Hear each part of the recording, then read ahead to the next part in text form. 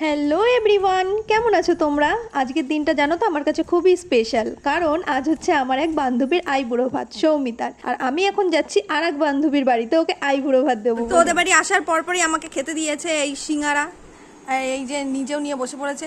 কিন্তু সবচেয়ে বড় কথা, ওদের বাড়ি এসে ওর মাকেই খুঁজে পাওয়া যাচ্ছে না।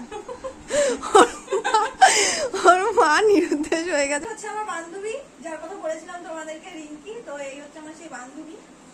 হাই বন্ধুরা, কেমন আছো সবাই? তোমরা মনে হয় আগেও আমার ভিডিওতে ওকে দেখেছো, মনে হয় আমার। না না, দেখেছি, বিয়েতে দেখেছি। তো আমার ঠিক মনে পড়ছে না, তাও আমি ওর একবার ইন্ট্রোডিউস করাচ্ছি। এই হলো আমার বান্ধবী রিঙ্কি।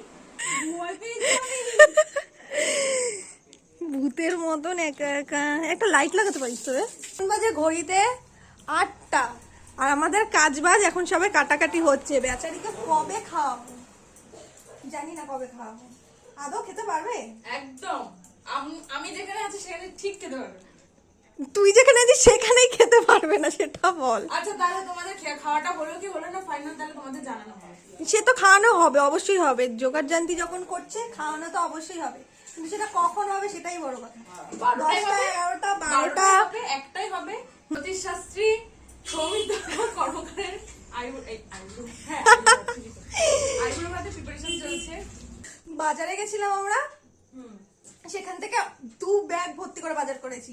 আমি ওকে যাওয়ার সময় বারবার করে বললাম যে 2খানা ব্যাগ নিয়ে যা, নিল না, আমার কথা শোনেনি, 2টো ব্যাগ নেয়নি। আসার সময় আমরা নাকানি চোবানি খেতে খেতে এনেছি। লাস্টে কাকুকে বলেছি যে সাইকেলটা নিয়ে যেতে, হাফ রাস্তা দিয়ে কাকু আমাদেরকে নিয়ে এসেছে। এই জন্য বলি একটু শোনা উচিত। তার জন্য সরি সৌমিতা, যদি তুই ভিডিওটা দেখিস বুঝতে পারবি কতটা কষ্ট তোর জন্য আমরা করছি। প্রচন্ড কষ্ট। তাও তুই ঝগড়া করিস, যেটা তো শহরে যাবে না। এবারে বিয়ে করতে যাচ্ছিস, একটু চেঞ্জ করিস।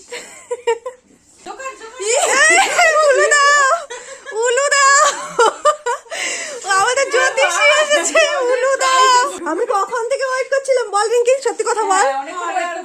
যে তোর একটু রাইট এন্ট্রি হবে, আর একটা আমরা ক্যামেরা নিয়ে আর বলিস।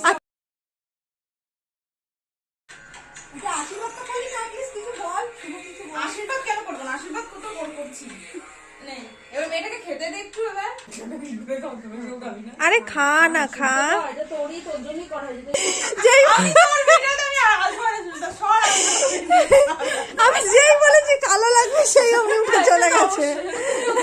না না, তোর মতো পজিটিভ নই আমি এই বিষয়ে।